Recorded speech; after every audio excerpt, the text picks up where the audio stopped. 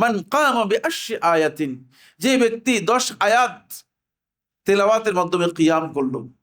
কিয়াম মানে কি? দাঁড়ালো। কিয়াম মানে কি? কামা মানে কি? দাঁড়ানো। এখানে কামা মানে কি? রাতের নামাজে দাঁড়ানো।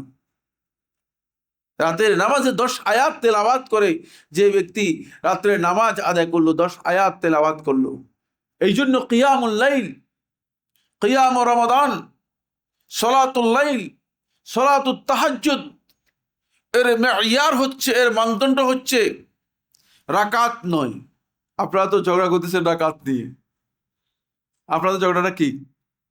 রাকাত নিয়ে। 8 রাকাত, 20 রাকাত না কয় রাকাত, এই হলো ঝগড়া। 8 আর 20-এর ঝগড়ায় আমরা কোনো জায়গায় মসজিদ পর্যন্ত ভেঙে ফেলেছে, কোনো জায়গায় মসজিদের ইমামকে মার দিয়েছে, কোনো জায়গায় অবস্থা এমন যে সেখানে মুসল্লিরা আর যায় না, নামাজ পড়ে না। কিন্তু আসলে কিয়ামুল লাইলের জন্য, কিয়ামে রমাদানের জন্য মেয়ার কিন্তু রাকাত নয়, মেয়ার হচ্ছে কি? আয়াত সংখ্যা। মেয়ার হচ্ছে আয়াত সংখ্যা। এই জন্য রাসূলুল্লাহ সাল্লাল্লাহু আলাইহি ওয়াসাল্লাম মেয়ার ক্লিয়ার করে দিচ্ছেন আমার জন্য, আপনার জন্য। এর মানদণ্ড হচ্ছে, স্ট্যান্ডার্ড হচ্ছে এই, মান কামা বিআশরি আয়াতিন, যে 10 আয়াত দিয়ে কি করবে? কিয়ামুল লাইল করবে, রাতের নামাজ আদায় করবে।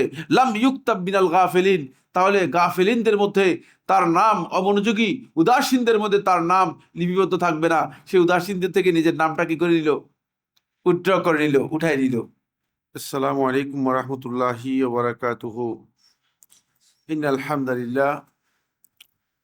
হামদালিল্লাহি নাহমাদুহু ওয়া নাস্তাঈনুহু ওয়া নাস্তাগফিরুহ ওয়া নাউযু বিল্লাহি মিন শুরুরি আনফুসিনা ওয়া সাইয়্যাতি আমালিনা। من يهده الله فلا مضل له ومن يضلل فلا هادي له وأشهد أن لا إله إلا الله وحده لا شريك له وأشهد أن محمدا عبده ورسوله الذي أرسله الله بالحق بشيرا ونذيرا وداعيا إلى الله بإذنه وسراجا منيرا. أما بعد، فإن أصدق الحديث كتاب الله وخير الهدي هدي محمد صلى الله عليه وسلم وشر الأمور محدثاتها وكل محدثة بدعة وكل بدعة ضلالة وكل ضلالة في النار أو كما قال عليه الصلاة والسلام. قال الله سبحانه وتعالى في كلامه المجيد: أعوذ بالله من الشيطان الرجيم شهر رمضان الذي أنزل فيه القرآن هدى للناس وبينات من الهدى والفرقان. وقال سبحانه وتعالى: الذين آتيناهم الكتاب يتلونه حق تلاوته أولئك يؤمنون به ومن يكفر به فأولئك هم الخاسرون. সম্মানিত সিএফসি কর্তৃক আয়োজিত আজকের অত্যন্ত গুরুত্বপূর্ণ ইসলামী হালাকায় উপস্থিত দিনী ভাইরা, রমাদান মাসের এই গুরুত্বপূর্ণ সময়ে আল্লাহ রাব্বুল আলামিনের শুকরিয়া আদায় করছি যে এই মহান রাব্বুল ইজ্জত ওয়াল জালাল আমাদেরকে মেহেরবানি করে খুবই গুরুত্বপূর্ণ একটি বিষয় নিয়ে আপনাদের সাথে আজকের এই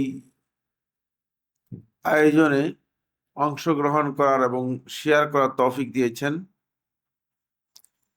আর আমরাও সৌভাগ্যবান, আপনারা যারা এখানে উপস্থিত হয়েছেন, এই জন্য যে রমাদানের মতো পবিত্র মাসে সিয়ামরত অবস্থায় কোরআনের সাথে সম্পৃক্ত হওয়ার আল্লাহর পক্ষ থেকে একটি সুযোগ আমরা লাভ করতে পেরেছি।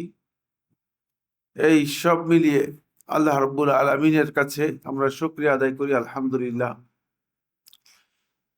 এটা আল্লাহ তাআলার অনুগ্রহ যে আল্লাহ সুবহানাহু ওয়া তাআলা যাকে মেহেরবানি করেন, আল্লাহ রাব্বুল আলামিন তাকে আল্লাহ রাব্বুল আলামিন দ্বীনের জ্ঞান অর্জন করার সুযোগ করে দেন, দ্বীনের জ্ঞান লাভ করার জন্য পথ তার জন্য মুক্ত করে দেন। এটা মান ইউরিদিল্লাহু বিহি খাইরান ইউফাক্কিহু ফিদ্দীন। রাসূলুল্লাহ সাল্লাল্লাহু আলাইহি ওয়াসাল্লাম বলেছেন যে মান ইউরিদিল্লাহু বিহি খাইরান, আল্লাহ তাআলা যার কল্যাণ চান তাকেই ইউফাক্কিহু ফিদ্দীন, দ্বীনের ক্ষেত্রে গভীর জ্ঞান অর্জন করার বা দ্বীনের জ্ঞান অর্জন করার তাকে আল্লাহ রাব্বুল আলামিন সুযোগ করে দেন। আমরা আজকে একটি বিষয় নিয়ে আপনাদের সাথে আলোচনা করব, সেটা খুবই গুরুত্বপূর্ণ বিষয়। সেই বিষয়টি হচ্ছে সালাফদের অবস্থান বা অবস্থা কোরআনের সাথে। রমজান মাসে সালফে সালিহিনগণ কোরআনের সাথে তাদের অবস্থাটা কেমন ছিল। সালফে সালিহিনগণ রমজান মাসে কোরআনের সাথে তাদের যে অবস্থা, সে অবস্থাকে আমরা নির্দিষ্ট করার জন্য যে প্রথমে আমরা যাব যে বিষয়টি জানার জন্য, সেটা হচ্ছে এই যে সালফে সালিহিন বলতে আমরা কাদেরকে বুঝি। সালফে সালিহিন হচ্ছেন এর প্রথম সারিতে সর্বপ্রথম যাদের নাম উল্লেখ করা হয় থাকে, তারা হচ্ছে আসহাবু মুহাম্মাদিন সাল্লাল্লাহু আলাইহি ওয়াসাল্লাম, নবী সাল্লাল্লাহু আলাইহি ওয়াসাল্লামের সাহাবায়ে কেরাম যারা আছেন তারা। আর তাদের সাথে যুক্ত হয়েছে নবী সাল্লাল্লাহু আলাইহি ওয়াসাল্লাম যাদের ব্যাপারে খায়রিয়াতের কল্যাণের সাক্ষী দিয়েছেন, যাদের ব্যাপারে নবী সাল্লাল্লাহু আলাইহি ওয়াসাল্লাম এই কথা বলেছেন যে ওয়াল্লাযীনা ইত্তাবাউহু বিইহসানিন ইলা ইয়াউমিদ্দিন, তারা হচ্ছেন দ্বিতীয় পর্যায়ে যারা তাবেঈন এবং তাবে তাবেঈন তারা, এবং তাদের যারা উত্তম অনুসারী রাসূলুল্লাহ সাল্লাল্লাহু আলাইহি ওয়াসাল্লামের দেখানো যে সুন্নাহ, এই সুন্নাহর উপর ভিত্তি করে যারা তাদের উত্তম অনুসারী, এরা সবাই হচ্ছে মূলত আমাদের পূর্বসূরি এবং আমাদের সালাফ। কমনলি আমরা সালাফ বলতে সাহাবায়ে কেরামদেরকে বুঝাই। এই জন্য যেহেতু আমরা দিন যে অর্জন করেছি, দিন অর্জনের একমাত্র সূত্র আমাদের কাছে সাহাবায়ে কেরাম। এখন সাহাবায়ে কেরামকে বাদ দিয়ে যদি আমরা ইসলামের দাবি করি অথবা বলি যে আমরা ইসলাম আমরা অর্জন করেছি, তাহলে মাঝখানে রাসূলুল্লাহ সাল্লাল্লাহু আলাইহি ওয়াসাল্লামের সাথে আমাদের সাথে সাহাবায়ে কেরামদেরকে বাদ দিলে তাহলে আমাদের যে সূত্র আছে, আল্লাহ রাসূলের সাথে আমাদের যে সেতু বন্ধন বা যোগসূত্র আছে, সেটা বিচ্ছিন্ন হয়ে যাবে। আর সেটা যদি বিচ্ছিন্ন হয়ে যায় তাহলে আমরা মূলত আমাদের দিন এর যে মূল সূত্র, সেটা কি হয়ে যাবে? ভিত্তিহীন হয়ে যাবে। ফলে সাহাবায়ে কেরামদেরকে যারা যেই জায়গায় যেই ক্ষেত্রে বাদ দিয়েছে, যেই ক্ষেত্রেই বাদ দিয়েছে সাহাবায়ে কেরামদেরকে, তারা সেখানে পথভ্রষ্ট হয়ে গিয়েছে, সেখানেই পথভ্রষ্ট হয়ে গিয়েছে। যেমন রাজনৈতিক কারণে খারেজি সম্প্রদায় সাহাবায়ে কেরামদের অনেককে হত্যা করেছে এবং অনেকের সাথে বিরূপ আচরণ করেছে এবং তাদের প্রতি খারাপ আকীদা পোষণ করেছে। পরে এরা সেখানে পথভ্রষ্ট হয়ে বিচ্ছিন্ন হয়ে গেছে। এরপরে আকীদাগত একটি বিষয়ে ভুল বিভ্রান্তি তৈরি করে রাফেজি সম্প্রদায় সাহাবায়ে কেরামদের প্রায় সবাইকেই মুরতাদ কাফের বলে সাহাবায়ে কেরামদেরকে তারা কি করেছে? ইগনোর করেছে। ফলে তারা সেখান থেকে বিচ্ছিন্ন হয়ে গেছে, দিন থেকে বিচ্ছিন্ন হয়ে গেছে। তাদের আর দিনের কোনো সূত্র নেই, তাদের আর দিনের কোনো সূত্র নেই। কোরআন এবং হাদিস বুঝার ক্ষেত্রে একদল লোক সাহাবায়ে কেরামকে উপেক্ষা করে নিজেদের আকলকে অগ্রাধিকার দিয়েছে, নিজেদের বিবেচনাকে অগ্রাধিকার দিয়েছে। ফলে তারা সেখানে পথভ্রষ্ট হবে, বিচ্ছিন্ন হয়ে গিয়েছে। যেমন জাহমিয়া সম্প্রদায় এবং মুতাজিলা সম্প্রদায়। জাহমিয়া সম্প্রদায়, মুতাজিলা সম্প্রদায় সাহাবায়ে কেরামদেরকে তারা কোরআন বুঝার ক্ষেত্রে কোরআন উপলব্ধির ক্ষেত্রে কোরআনের দিক নির্দেশনা কি, সে বিষয়গুলো জানার ক্ষেত্রে সাহাবায়ে কেরামদেরকে তারা কি করতে পারেনি, সাথে রাখতে পারেনি, সাহাবায়ে কেরামদেরকে বাদ দিয়েছে। ফলে সেখান থেকে তারা পথভ্রষ্ট হয়ে বিভ্রান্ত হয়ে গিয়েছে। তাই এই দিনের মধ্যে মূলত যত প্রকার বিভ্রান্তি রয়েছে, সেই বিভ্রান্তির মানে মূল জায়গা এক জায়গায়, সেটা হচ্ছে এই যে আল্লাহ রাসূল সাল্লাল্লাহু আলাইহি ওয়াসাল্লামের সাহাবায়ে কেরামদেরকে যারা যথাযথভাবে মূল্যায়ন করতে পারেনি, তারা মূলত দিন থেকে বিচ্ছিন্ন হয়ে গিয়েছে। এজন্য সেলেফদের অবস্থানটা আমাদের কাছে খুবই গুরুত্বপূর্ণ। তারা আমাদের ঈমানের মানদণ্ড। আল্লাহ তাআলা বলেছেন, ফাইন আমানু বিমিসলি মা আমানতুম বিহি ফাকাদ ইহতাদাউ। যদি তারা ঈমান আনে, বিমিসলি মা আমানতুম বিহি, তোমরা যেভাবে ঈমান এনেছো ঠিক অনুরূপ ঈমান আনে, ফাকাদ ইহতাদাউ, তাহলে তারা হেদায়েত লাভ করলো, তাহলে তারা হেদায়েত লাভ করলো। এখান থেকে বোঝা যাচ্ছে যে ঈমানের মানদণ্ড হচ্ছে আমাদের সাহাবায়ে কেরাম, ঈমানের মানদণ্ড হচ্ছে আমাদের সাহাবায়ে কেরাম। অনুরূপভাবে আল্লাহ সুবহানাহু ওয়া তাআলা অন্য আয়াতের মধ্যে বলেছেন, আস-সাবিকুনাল আউয়ালুনা মিনাল মুহাজিরিন ওয়াল আনসার ওয়াল্লাযীনা ইত্তাবাউহুম বিইহসান রাদিয়াল্লাহু আনহুম ওয়া রাদু আনহু। এই আয়াতের মধ্যে আল্লাহ সুবহানাহু ওয়া তাআলা ক্লিয়ার করে দিয়েছেন, যারা প্রথম পর্যায়ে মুহাজির এবং আনসারদের মধ্য থেকে আল্লাহ রাসূল সাল্লাল্লাহু আলাইহি ওয়াসাল্লামের প্রতি ঈমান এনে ঈমানের ব্যাপারে অগ্রগামী ছিলেন, তাদের কথা আল্লাহ তাআলা প্রশংসা করে এই উম্মতের কাছে স্পষ্ট করেছেন যে মানে তাদের যে পথ, এই পথটাই আল্লাহ তাআলার কাছে একমাত্র সন্তুষ্টির পথ। ফলে আল্লাহ রাব্বুল আলামিন তাদের উপর সন্তুষ্ট হয়েছেন, তারাও আল্লাহর উপর সন্তুষ্ট হয়েছে। এটা হচ্ছে আল্লাহর পক্ষ থেকে সন্তুষ্টির পথ। আল্লাহ রাব্বুল আলামিন তাদের উপর সন্তুষ্ট হয়েছেন এবং তারাও সন্তুষ্ট হয়েছে। তাই সালাফ আমরা বুঝতে পারলাম এটি নতুন কোনো বিষয় নয়। অনেকের ধারণা হচ্ছে যে হয়তো সালাফদের বক্তব্য এটা নতুন কোনো একটা ধারণা, আর কি নতুন কোনো আইডিয়া। না, এটা মোটেও সত্য নয়। সালাফদের এই বক্তব্য এটাই হচ্ছে দ্বীনের মূল বক্তব্য। হয়তো আমাদের কাছে বিষয়গুলো স্পষ্ট না থাকার কারণে, আমাদের কাছে জানা না থাকার কারণে আমরা অনেকেই এই বিষয়ে বিভ্রান্তির মধ্যে আছি যে আসলে নতুন করে আবার সালাফদের কথা আপনি বলছেন কেন। সালাফদের অবস্থানটা আমরা আলোচনা করব কিসের সাথে? কোরআনের সাথে। কোরআন আমরা জানি যে এটা হচ্ছে আল্লাহর পক্ষ থেকে অবতীর্ণ কিতাব এবং কালামুল্লাহ, আল্লাহ তাআলার কালাম, আল্লাহর বাণী, আল্লাহর কথা। সুতরাং কোরআনকে প্রথম আমাদের কোরআনের আকীদা হচ্ছে, এক নম্বর যে আকীদা, সে আকীদা হচ্ছে ইন্নাহু কালামুল্লাহি আযজা ওয়া জাল, এটা আল্লাহ তাআলার কালাম। এটা আমাদের আকীদা। অনেকেই এই আকীদাতেই অনেকেই পথভ্রষ্ট হয়ে বিভ্রান্ত হয়ে গিয়েছে। এই আকীদাতে যারা বের হয়ে গিয়েছে ইসলাম এর মূল কথা থেকে,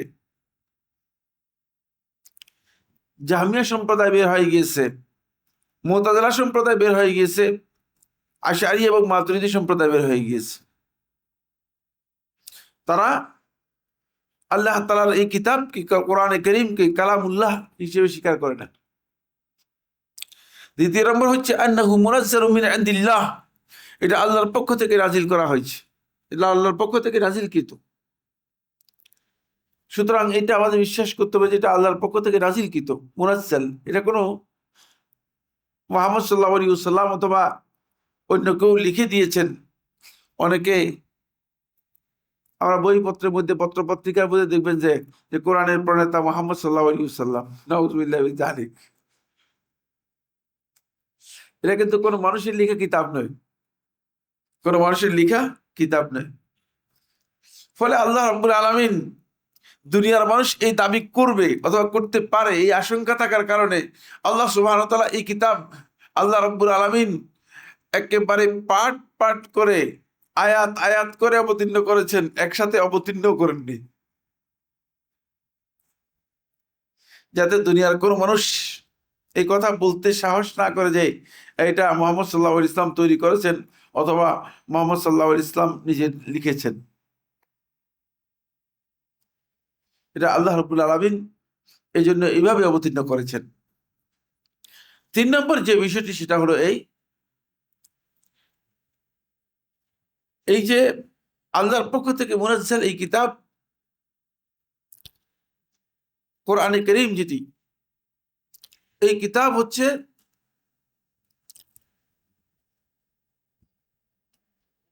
এটা হলো আখিরু মা আনজালাল্লাহু আযজা ওয়া জাল্লা লিল ইবাদ, বান্দাদের জন্য আল্লাহ তাআলা সর্বশেষ যে কিতাব অবতীর্ণ করেছেন।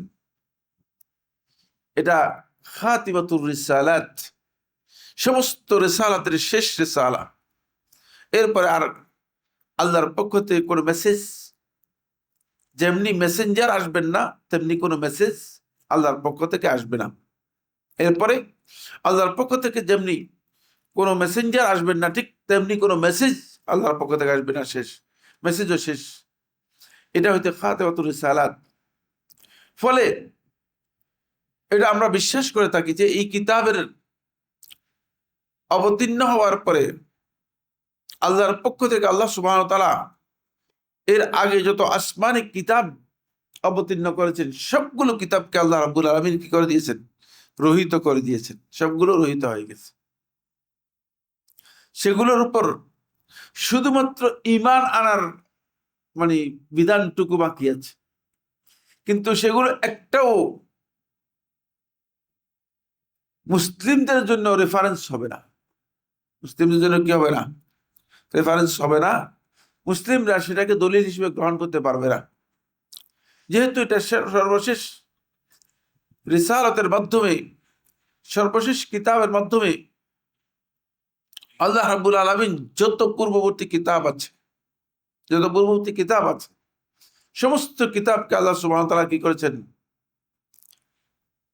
পরিপূর্ণ রূপে আল্লাহ রাব্বুল আলামিন সেগুলোকে আল্লাহ সুবহানাহু ওয়া তাআলা রহিত করে দিয়েছেন। 4 নম্বর যে পয়েন্ট সেটা হলো ইন্নাহু মাহফুজুন বিহিফজিল্লাহি আযজা ওয়া জাল, এই কিতাব আল্লাহ রাব্বুল আলামিন নিজেই হেফাজত করেছেন। এটা হেফাজতের দায়িত্ব আল্লাহ রাব্বুল আলামিন নিয়েছেন। ফলে আল্লাহ সুবহানাহু ওয়া তাআলা আসমানে অসংখ্য কিতাব অবতীর্ণ করেছেন,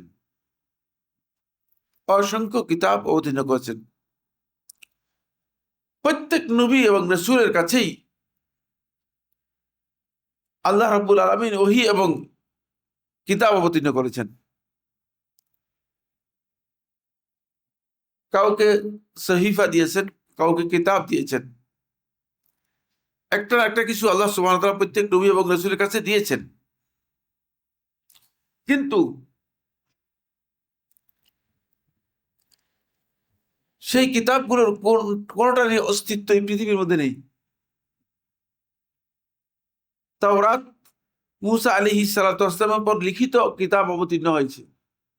আলওয়াহের মধ্যে, বড় বড় ফলকের মধ্যে আল্লাহর পক্ষ থেকে লিখিতভাবে কি হয়েছে? অবতীর্ণ হয়েছে। কিন্তু সেই কিতাব বনি ইসরাইল, আজকের ইহুদি সম্প্রদায়, তারা বলতেও পারবে না যে এই কিতাব কোথায় গেল। তাদের কেউ জানে না, কেউ বলতে পারবে না যে কিতাব কোথায় গেল, কিতাবের মানে কোথায় আছে। এইভাবে সমস্ত কিতাবকে, যেটাকে আল্লাহ রাব্বুল আলামিন যেহেতু হিফাজতের দায়িত্ব নেন নাই, যতদিন পর্যন্ত কিতাবের প্রয়োজন আছে ততদিন পর্যন্ত ওই কিতাব ছিল। যখন এর প্রয়োজনীয়তা শেষ হয়ে গিয়েছে, আল্লাহ সুবহানাহু ওয়া তাআলা এই কিতাবকে কি করেছেন? শেষ করে দিয়েছেন। এই কিতাব শেষ হয়ে গেছে। তাহলে আমরা কোরআনে কারীমের পরিচয়ের মধ্যে মৌলিক যে বিষয়গুলো জানতে পারলাম সেগুলো হচ্ছে এই 4টি পয়েন্ট। এরপরে আমরা কোরআনের সাথে সালাফদের যে অবস্থান, সেই অবস্থান সম্পর্কে আমরা যে বিষয়টি জানবো সেটা হচ্ছে কোরআনে কারীমের সাথে সালফে সালেহীনদের অবস্থানের যে দিকগুলো রয়েছে সেই দিকগুলো। প্রথম দিক হচ্ছে, 1 নম্বর দিক হচ্ছে ফি তিলাওয়াতিল কুরআনিল কারীম, কোরআনের কারীম তিলাওয়াতের ক্ষেত্রে তাদের অবস্থানটা কেমন, 1 নম্বর পয়েন্ট। তিলাওয়াতিল কুরআনিল কারীম, কোরআনে কারীম তিলাওয়াতের ক্ষেত্রে তাদের অবস্থানটা কোন পর্যায়ে ছিল। তিলাওয়াতের বিষয়টি, তিলাওয়াত শব্দটি কোরআনে কারীমের মধ্যে আল্লাহ সুবহানাহু ওয়া তাআলা ব্যবহার করেছেন। তিলাওয়াতের 3টি অর্থ রয়েছে। কয়টি অর্থ রয়েছে? তিলাওয়াতের 3টি অর্থ রয়েছে। একটি তিলাওয়াত হচ্ছে আল কিরাআহ, তিলাওয়াত হচ্ছে পাঠ করা বা পড়া। তিলাওয়াতের প্রথম অর্থ হচ্ছে পাঠ করা।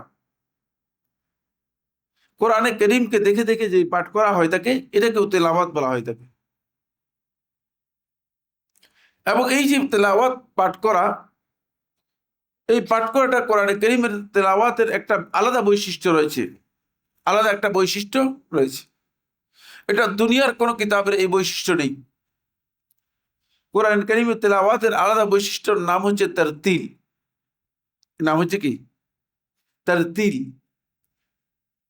আল্লাহ রাব্বুল আলামিন যখন আমাদেরকে কোরআনে কারীম তিলাওয়াত করতে নির্দেশ দিয়েছেন, আল্লাহ রাব্বুল আলামিন কোরআনে কারীম তিলাওয়াতের নির্দেশের মধ্যে আল্লাহ সুবহানাহু ওয়া তাআলা বলেছেন ওয়ারাত্তিল কুরআন তারতিলা, আর তোমরা কোরআনকে তারতিল এর মাধ্যমে পরিপূর্ণ তারতিল করে তোমরা কোরআনকে কি করো? তিলাওয়াত করো। তারতিল হচ্ছে ধীরস্থির ভাবে স্পষ্ট করে। তারতিলের 2টি বৈশিষ্ট্য। কি বললাম? তারতিলের কয়টি বৈশিষ্ট্য? 2টি বৈশিষ্ট্য। যে 2টি বৈশিষ্ট্য কি কি? 1 নম্বর, এটা আমি অর্থের মধ্যে বলে দিয়েছি, ধীরস্থির ভাবে হবে এবং স্পষ্ট ভাবে হবে। স্পষ্ট ভাবে হবে, ধীরস্থির ভাবে এবং স্পষ্ট ভাবে হবে। এটা হচ্ছে তারতিল। এটা হচ্ছে কি? তারতিল। আচ্ছা, এটা কোন আলোচনার মধ্যে আছে? কোরআনে কারীমের তিলাওয়াত সম্পর্কে কথা বলছি, ঠিক না? তিলাওয়াতের প্রথম অর্থ হচ্ছে কিরাআহ। তিলাওয়াতের দ্বিতীয় অর্থ হচ্ছে আল ইত্তিবা, অনুসরণ করা। কোন জিনিসের পর পর গমন করা, পর পর যাওয়াকে তিলাওয়াত বলা হয়ে থাকে। যেমন আল্লাহ রাব্বুল আলামিন কোরআনে কারীমের সূরা ওয়াশ-শামসের মধ্যে বলেছেন ওয়াশ-শামসি ওয়া দুহাহা, তারপরে কি? ওয়াল কামারি ইযা তালাহা, ওয়াল কামারি ইযা তালাহা। দেখছেন তালা শব্দটা এখানে এই অর্থে এসেছে, মানে চাঁদ, সূর্য যখন ডুবে যায় তখন চাঁদের আগমন ঘটে, তাহলে পরে কোন জিনিসের পরে যাওয়া, এটা হলো অনুসরণ করা। এটাকে বলা হয় থাকে ইত্তিবা। তিলাওয়াতের আরেকটি অর্থ হচ্ছে কি? ইত্তিবা। সুতরাং তিলাওয়াতের মধ্যে এইটাও পাওয়া যাবে। তিলাওয়াতের 3rd অর্থ, যেটি বেশিরভাগ ক্ষেত্রে ইবনে মনজুর রাহিমাহুল্লাহ তাআলা এবং ইবনে কাসির দিমাশকি রাহিমাহুল্লাহ তাআলা উল্লেখ করেছেন, সেটা হচ্ছে হুয়া যিকরু। হুয়া যিকরু, কোন জিনিসকে তিলাওয়াত হচ্ছে উল্লেখ করা, আলোচনা করা। উল্লেখ করা, আলোচনা করা তিলাওয়াতের 3rd অর্থ। এই 3টি অর্থই মূলত তিলাওয়াতের মধ্যে রয়েছে। আল্লাহর কিতাবের তিলাওয়াতের ব্যাপারে আল্লাহ রাব্বুল আলামিন ওয়াতলু আল কুরআন, আর আমাকে আল্লাহ তাআলা নির্দেশ দিয়েছেন আমি যেন কোরআন তেলাওয়াত করি। কোরআন তেলাওয়াত করতে আমাকে নির্দেশ দেওয়া হয়েছে। এটা রাসূলুল্লাহ সাল্লাল্লাহু আলাইহি ওয়াসাল্লাম বলতেছেন কোরআনের মধ্যে এসেছে। আল্লাহ তাআলা নির্দেশ দিয়েছেন রাসূলকে যেন কোরআন তেলাওয়াত করে। তাই কোরআনটা এই উম্মতের তেলাওয়াতের বিষয়ে ফলে নবুয়তি মিশনের সর্বপ্রথম দায়িত্ব নবী এবং রাসূলদের ছিল, সেটা হলো এই, হুয়াল্লাযী বা'আসা ফি সূরা জুমার 1 নম্বর আয়াতের মধ্যে আল্লাহ তাআলা বলেছেন, হুয়াল্লাযী বা'আসা ফিল উম্মিয়িনা রাসূলাম মিনহুম ইয়াতলু আলাইহিম আয়াতিহি, ইয়াতলু আলাইহিম আয়াতিহি, যে তাদের সামনে তাদের আল্লাহ তাআলার আয়াত সমূহ কি করবে, তেলাওয়াত করে শোনাবে, আল্লাহর আয়াতগুলো তেলাওয়াত করে শোনাবে। তেলাওয়াত শব্দ থেকে কোরআনে কারীমের কোনো নাম নেই, কিন্তু কোরআনে কারীম যে মাতলু,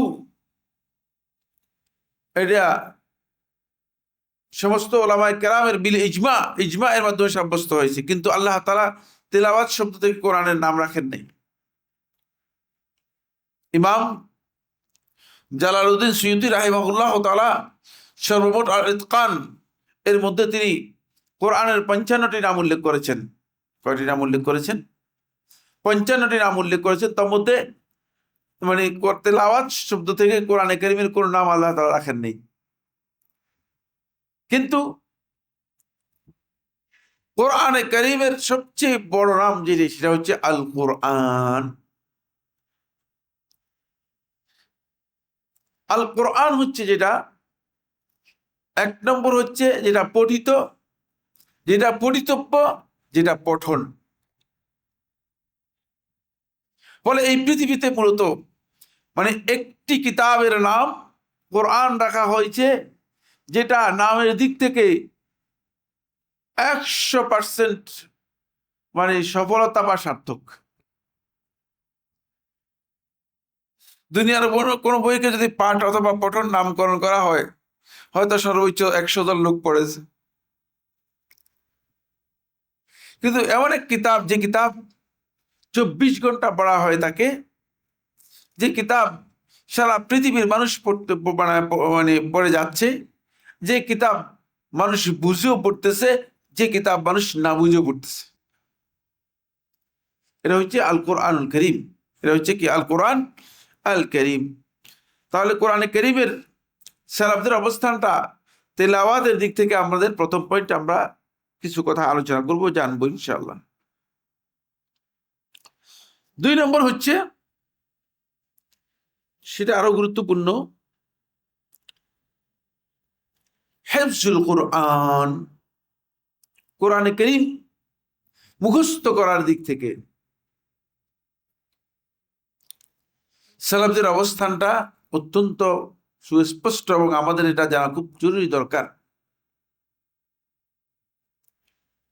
বিশেষ করে আমরা যারা এই অঞ্চলের মানুষ আছি, আমাদের মধ্যে কোরআন হিফজের ব্যাপারে আমাদের মধ্যে অনেক দিক থেকেই উদাসীনতা, অমনোযোগিতা এবং অনিচ্ছা আছে।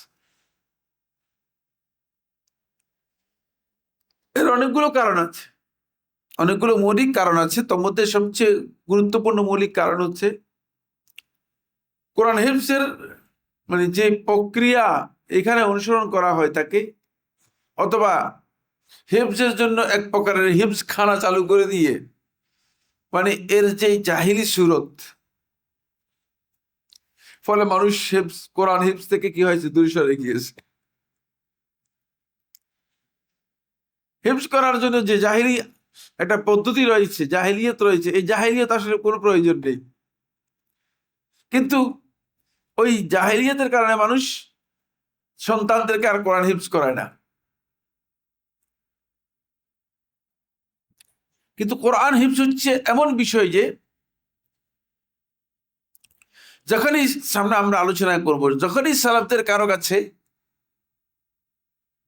মানে তাদের সন্তানদেরকে নিয়ে আসা হতো, তখন সালফে সালিহিনগণ বলতেন যে হাদিস পড়ার জন্য, দ্বীনের জ্ঞান অর্জন করার জন্য যখন তাদেরকে নিয়ে আসা হতো, তখন জিজ্ঞেস করতো যে হাল হাফিজতাল কোরআন, তুমি কি কোরআন হিফজ করেছো?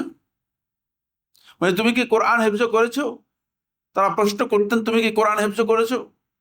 যদি বলতো যে না, আমি কোরআন হিফজ করি নাই, তখন তাকে বলতো যে তুমি প্রথমে যাও কোরআন হিফজ করে, তারপরে দ্বীন অর্জন করার জন্য আসো, আগে কোরআনটা হিফজ করে আসো।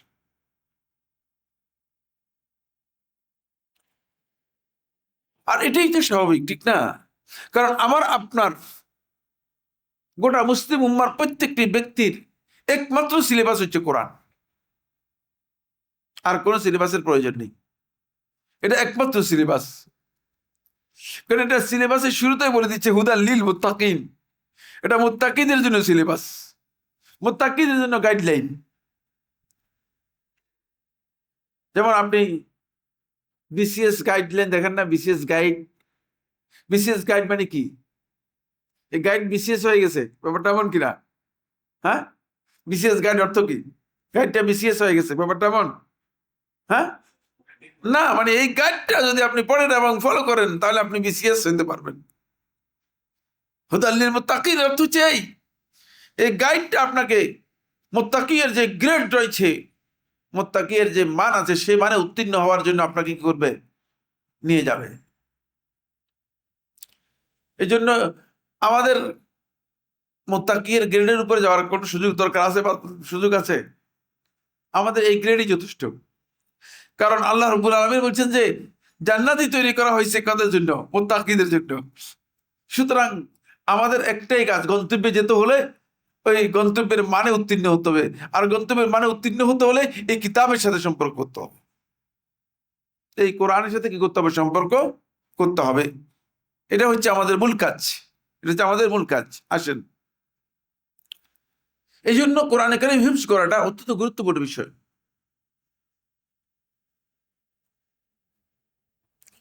এটাকে আমরা খুব উপেক্ষা করেছি, ফলে আমাদের কোরআনে কারীম হিফজ সালাফদের এই মানহাজে আমরা থাকতে পারিনি। সালফে সালিহিনগণ ছোটবেলাতেই কোরআনে কারীম হিফজ করে নিতেন। ইমাম শাফি রহমতুল্লাহ 10 বছর হিফজ করেছেন। ইমাম আহমদ ইবনে হাম্বল রহমতুল্লাহ আলাইহি তাও 10 বছরে হিফজ করেছেন। মানে 10 বছরের মধ্যেই বেশিরভাগ সালাফদের মধ্যে, বেশিরভাগ যাদের নাম মনে পড়ে তাদের বেশিরভাগই মানে 10 এক্সিট করে নেই কেউ। এর মধ্যেই কোরআনে কারিমে কি হয়ে গেছে? হেফজ শেষ হয়ে গেছে, হেফজ শেষ হয়ে গেছে। তো হেফজ শেষ হয়ে যাওয়ার অর্থ হচ্ছে এই, মানে আপনি আল্লাহর পক্ষ থেকে অবতীর্ণ যে মূল সিলেবাস, সেই সিলেবাস আপনার কাছে পুরোটাই কি আপনার আয়ত্তের মধ্যে এসে গেছে।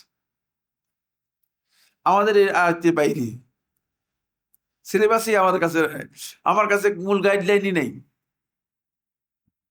ফলে কোরআনের সাথে এই সম্পর্কটুকু খুবই গুরুত্বপূর্ণ বিষয়। এটা কত নম্বর পয়েন্ট আলোচনা চলছে? হ্যাঁ, 2 নম্বর পয়েন্ট। কথা বলতে হবে, মানে এখানে এটা মাহফিলের আলোচনা করে দিচ্ছি, ব্যাপারটা এমন নয়, বুঝতে পেরেছেন কিনা? 2 নম্বর পয়েন্ট। 3 নম্বর পয়েন্ট হচ্ছে যেটা, সেটা হলো, তাহলে এটা হিফজুল কোরআন সম্পর্কে বললাম না। 3 নম্বর পয়েন্ট হচ্ছে যে পয়েন্টটি, সেটা হলো ফাহমুল কোরআন আও দাদকু মাআনিল কোরআন। কোরআনকে বোঝা অথবা কোরআনের যেই মাআনি অর্থ আছে, এই অর্থকে মানে জানা। কোরআন বোঝাটা এটা অত্যন্ত গুরুত্বপূর্ণ বিষয়। এক্ষেত্রে সালফে সালিহিনগণ তাদের অবস্থান স্পষ্ট ছিল। তারা কোরআন বোঝার জন্য সর্বোচ্চ চেষ্টা করতেন। 2টি উদাহরণ দিয়ে আমি আপনাদেরকে বোঝাচ্ছি।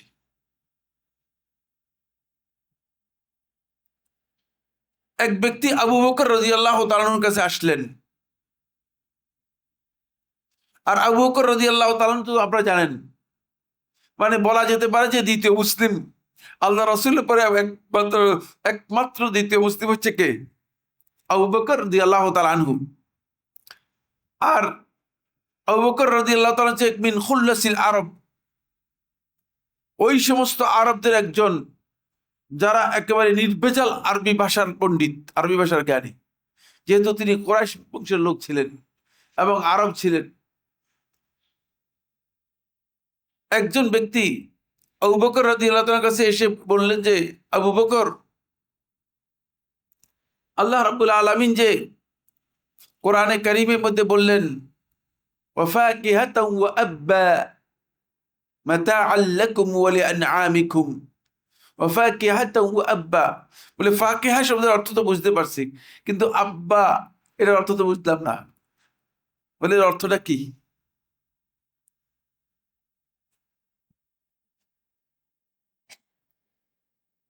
আবু বকর রাদিয়াল্লাহু তাআলা আনহু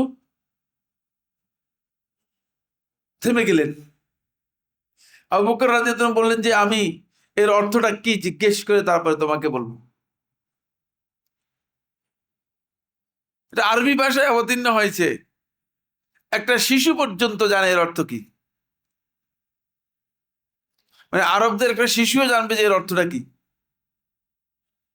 কিন্তু আবু বকর রাদিয়াল্লাহু তাআলা আনহু তিনি বললেন যে আমি জেনে তারপরে তোমাকে বলবো যে এর অর্থটা কি। তখন প্রশ্ন করে বলছে, আবু বকর তুমি আরব, তুমি তো জানো এর অর্থ, তোমার বলতে অসুবিধা কি? বলে যে আমি আল্লাহ রাসূল সাল্লাল্লাহু আলাইহি ওয়াসাল্লামকে এর অর্থ কি বলেছেন আমি শুনি নাই। আইয়ু সামাইন তুদুল্লিনি ওয়া আইয়ু আরদিন তুকুল্লিনি লাউ কুলতু ফি কিতাবিল্লাহি তাআলা বিরাই, যে কোন আসমান আমাকে আশ্রয় দেবে অথবা ছায়া দেবে, আর কোন জমিনে আমাকে স্থান দেবে যদি আমি আল্লাহর কিতাবের মধ্যে এমন কোনো কথা বলি যে কথাটুকু আমি নিজের মন মতো বলে দিলাম। মন মতো বলার বিষয় দেখছেন।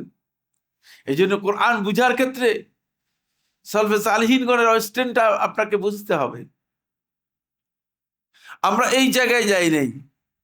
বর্তমানে কোরআন কোরআন বুঝার, কোরআন ক্লাস, কোরআন স্টাডি, কোরআন সালকের, কোরআন সোসাইটি, কোরআন শিক্ষা কেন্দ্র, কোরআন শিক্ষা সেন্টার, এই সমস্ত নাম দিয়ে একদল ফিতনাবাজ কোরআনি ফিরকা, যারা হাদিসকে অস্বীকার করে, তারা ব্যাপকভাবে মুসলমানদের মধ্যে বিভ্রান্তি ছড়াচ্ছে। নিজেদের মন গড়া কোরআন পড়ে মন গড়া অর্থ করে। এটা কোরআনের বুঝ নয়, এটা কোরআনের কি নয়, বুঝ নয়। বলে মুজাহিদ ইবনে জবর রাহিমাহুল্লাহ তাআলা বর্ণনা করেন, তিনি বলেন যে আমি আব্দুল্লাহ ইবনে আব্বাস রাদিয়াল্লাহু আনহুর সামনে কোরআনে কারীমের একটি একটি করে প্রত্যেকটি আয়াত তেলাওয়াত করেছি। মা মিন আয়াতিন ইল্লা ওয়াকাফতু আলাইহা ওয়া সাআলতু মা ফিহা আও মা ক্বালা ফিহা রাসূলুল্লাহ সাল্লাল্লাহু আলাইহি ওয়াসাল্লাম। আমি প্রত্যেকটি আয়াতে থেমে, মুজাহিদ ইবনে জবর রাদিয়াল্লাহু তাআলা আনহু রাহিমাহুল্লাহ তাআলা বলেন, আব্দুল্লাহ ইবনে আব্বাসকে জিজ্ঞেস করেছি যে এই আয়াত সম্পর্কে রাসূল সাল্লাল্লাহু আলাইহি ওয়াসাল্লাম কি বলেছেন, জেনে নিয়েছি। সুতরাং কোরআন বুঝার জন্য আমাদেরকে নিজেদের মন গড়া ধ্যান ধারণার উপর, মন গড়া চিন্তার উপর গেলে চলবে না। কোরআন বুঝার জন্য অবশ্যই আমাদেরকে কি করতে হবে, ওই জায়গায় আসতে হবে। এই জন্য আমরা সামনে আলোচনা যাব, এটা কোরআন বুঝার বিষয়টি খুবই গুরুত্বপূর্ণ। তবে কোরআনকে বুঝতে হবে। কোরআন যদি আমরা না বুঝি তাহলে যেটা হবে সেটা হচ্ছে, আল্লাহ তাআলা বলেছেন আফালা ইয়াতাদাব্বারুনাল কোরআন আম আলা কুলুবিন আকফালুহা। কোরআন না বুঝলে তাহলে আমরা কোরআন থেকে হেদায়েত নেওয়ার যে বিষয়টি, সেটা আমরা হেদায়েত দিতে পারবো না। 3 নম্বর পয়েন্ট হচ্ছে, যে 4 নম্বর পয়েন্ট না, 4 নম্বর না, 4 নম্বর পয়েন্ট হচ্ছে তাদাব্বুরুল কোরআন। কোরআনকে গভীরভাবে উপলব্ধি করা। কোরআন শুধুমাত্র পড়ে গেলে কোরআন এবং কোরআনের শব্দার্থ বুঝে গেলে আপনি কোরআনকে গভীর উপলব্ধি করতে পারবেন না। কোরআনের প্রত্যেকটি আয়াতে আয়াতে থেমে আপনাকে কোরআনটাকে বুঝার, গভীর উপলব্ধি করার জায়গায় যেতে হবে। ফলে কোরআনের তাদাব্বুরুল কোরআনটা এত গুরুত্বপূর্ণ যে আমি তো যেই দিন কোরআনে কারীম তেলাওয়াত, যখনই তেলাওয়াত করি তখনই আমার মনে হয় যেন এটা নতুন একটি জিনিস জানলাম, নতুন একটি জিনিস বের হলো।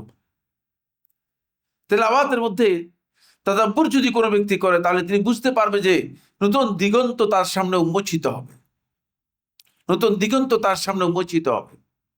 বলে এই জন্য কোরআনে কারীম যখন আপনি তাদাব্বুর করবেন, গভীরভাবে উপলব্ধি করবেন, তাহলে আপনি কোরআনে কারীম থেকে এমন জিনিস বের করতে পারবেন যে জিনিস আপনি কোনোদিন কল্পনাও করতে পারেন না, কোনোদিন কল্পনাও করতে পারেন না।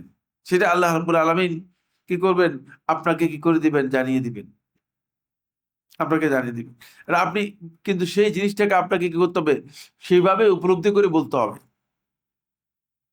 যেমন আমি আপনাদের সবাইকে বলি, আল্লাহ রাব্বুল আলামিন সূরাতুল ফাতিহার মধ্যে আল্লাহ তাআলা আল্লাহ রাব্বুল আলামিনের বৈশিষ্ট্যগুলো উল্লেখ করেছেন। প্রথমে আল্লাহ তাআলার কিছু বৈশিষ্ট্য উল্লেখ করছেন, কি করেন নাই? করছেন। সর্বশেষ বৈশিষ্ট্য যেটা উল্লেখ করেছে সেটা হচ্ছে মালিক ইয়াউমিদ্দিন। কি সর্বশেষ বৈশিষ্ট্যটা কি? মালিক ইয়াউমিদ্দিন, মানে বিচার দিনের। আর দিন হচ্ছে আল জাযা, প্রতিদান, প্রতিদান দিবসের মালিক। আল্লাহ তাআলা কি প্রতিদান দিবসের মালিক আর অন্য দিনের মালিক নন? ক্লিয়ার করে দিচ্ছেন যে এমন একদিন আসবে যেদিনের সমস্ত মালিকানা রহিত হয়ে যাবে। আজকে যে মানুষ মালিকানার যা বড়াই করতেছে, এটা খুবই ইম্পর্টেন্ট, দেখছেন উপলব্ধিটা খুবই গুরুত্বপূর্ণ, যে এমন একদিন আসবে যেদিনের সকল সকল মালিকানা রহিত হয়ে যাবে, একমাত্র মালিকানা আল্লাহ রাব্বুল আলামিন ছাড়া আর কারো উপর থাকবে না। সবাই মামলুক হবে, সবাই মালিকানাধীন হবে, এবং সবাই মানে আল্লাহ রাব্বুল আলামিনের বান্দা হয়ে যাবে পরিপূর্ণরূপে। মালিক একমাত্র একজনই, মালিক একমাত্র একজনই। মানে এই মালিক ইয়াউমিদ্দিনের উপর যদি মনে করেন আমি আপনাদের এখন এখন বসে যদি 10 থেকে 20টা তাদাব্বুরের কথা বলি, তাহলে আপনার আশ্চর্য হয়ে যাবে। কিন্তু আমাদের সময় জাস্ট একটা বুঝালাম যে তাদাব্বুরটা কোরআনে কারীম আমাদেরকে উপলব্ধি করতে কিভাবে সহযোগিতা করবে, এটা আমাদেরকে জানতে হবে। এটা 4 নম্বর পয়েন্ট আমরা আলোচনা করলাম। সময় আমাদের মানে দ্রুত চলে যাচ্ছে। 5 নম্বর পয়েন্ট, 5 নম্বর পয়েন্ট হচ্ছে আল আমালু বিল কোরআন। কোরআন অনুযায়ী আমাদেরকে আমল করতে হবে। অনেকে শুধু ওয়াজই করে যাচ্ছে, হুজুরে ওয়াজ করে পাবলিকের জন্য, পাবলিকে মনে করে হুজুরে মনে হয় নিজের জন্য ওয়াজ করেছে, তাহলে কেউ আমল করে না। হুজুর মনে করছে আমি ওয়াজ করছি কাদের জন্য, পাবলিকের জন্য ওয়াজ করছি। হুজুরের এর আমলের কোনো দরকার নেই। আর পাবলিককে মনে করে যে কি রে, এত কথা বলছি হুজুরে, এগুলো হুজুরে জানে, হুজুরেই করুক।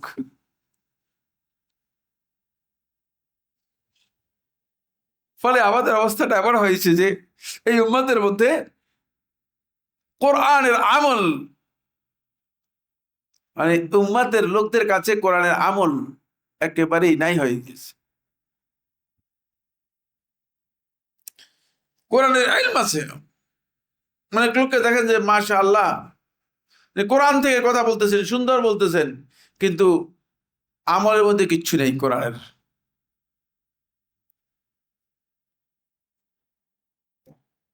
আপনি যে মনে করেন এই দেশটা 90% মুসলিমের দেশ, এটা বলা হয় ঠিক না? তো 90% মুসলিমের দেশে, খুব ভালো করে খেয়াল করুন, 90% মুসলিমের দেশে তারা যদি কোরআন অনুযায়ী আমল করত, তাহলে এই যে শত শত সুদী ব্যাংক, এই ব্যাংকগুলো থাকতো কিনা? হ্যাঁ, কথা বলেন আপনারা। মাথায় এ করলে কোনো কিছু আসবে না। কথা মানে সিস্টেম হচ্ছে কথার মাধ্যমে উত্তর দিতে হয়। উত্তর দিতে হয় কিসে? মুখে। উত্তর মাথায় দিয়ে উত্তর দেওয়ার কোনো সিস্টেম নেই। এই যে শত শত সুদী ব্যাংক, এগুলো থাকার কোনো যদি এরা এরা কোরআন অনুযায়ী আমল করতো, তাহলে যে দুর্নীতির কথা বলা হচ্ছে, এই দুর্নীতি, এই ঘুষ, এই অপকর্ম, এই অপরাধ, এগুলোর থাকার কোনো অবকাশ আছে কিনা? তাহলে বোঝা গেল যে আসলে কোরআন আমাদের কাছে, কোরআন আমরা জানি যে চুরি করতেছে, সেও জানে যে চুরি করা হারাম। তাকে যদি আপনি বলেন যে ভাই মানে চুরি করেন না, বলে যে খবরদার চুরি করবেন না, চুরি করা হারাম।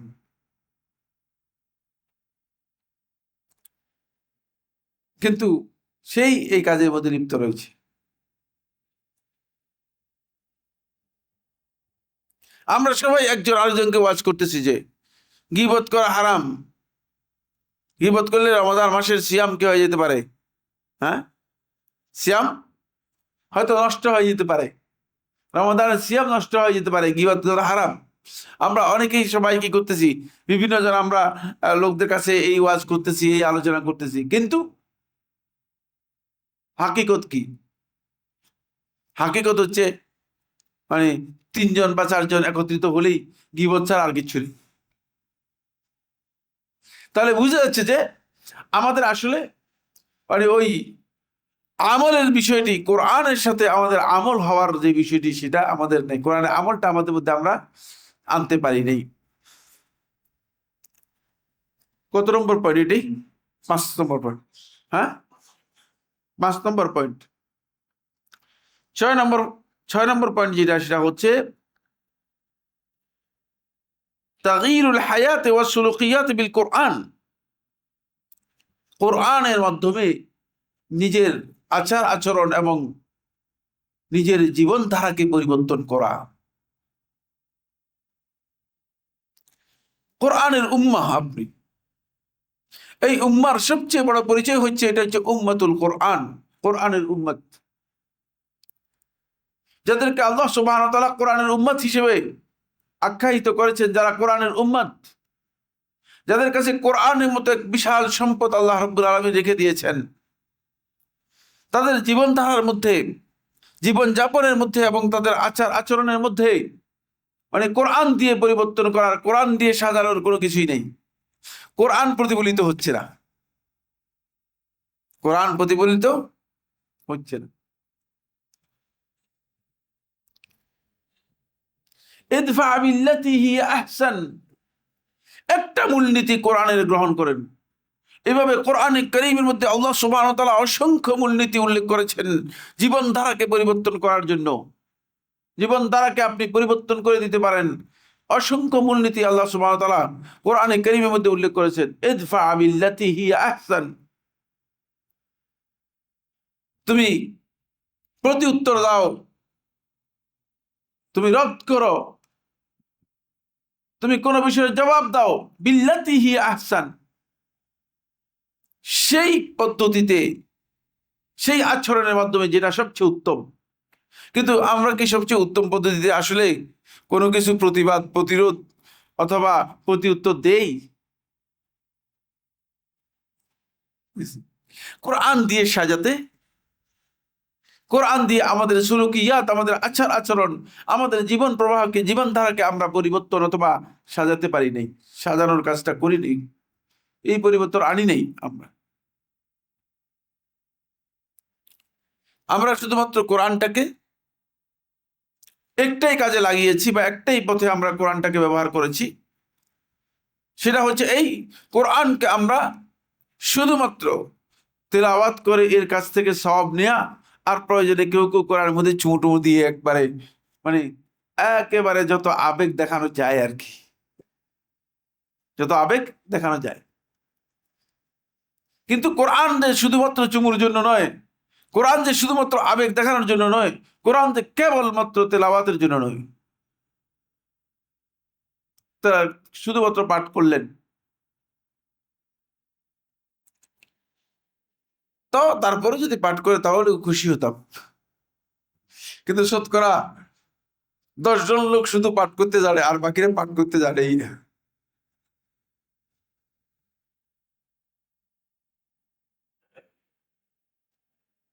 শতকরা 10 জন লোক পাঠ করতে জানে, তাহলে যেই লোক যেখানে শতকরা 10 জন লোক কোরআনে কারীম শুধু তেলাওয়াত করতে জানে আর বাকিরা তেলাওয়াত করতে জানেই না, তাহলে এই লোকগুলো কোরআন কিভাবে তারা কোরআনের উম্মত হলো আমার জানা নেই।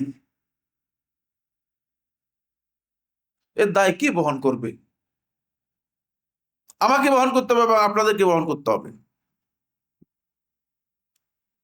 আমাকে বহন করতে হবে, আপনাদেরকে বহন করতে হবে, কারণ আমরা মানুষের কাছে এই বিষয়টি ক্লিয়ার করতে পারি নাই।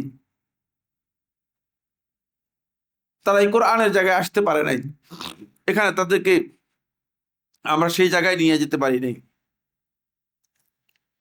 এরপর কত নম্বর পয়েন্ট? 8 নম্বর পয়েন্ট। 7 নম্বর না 8 নম্বর? 7 নম্বর।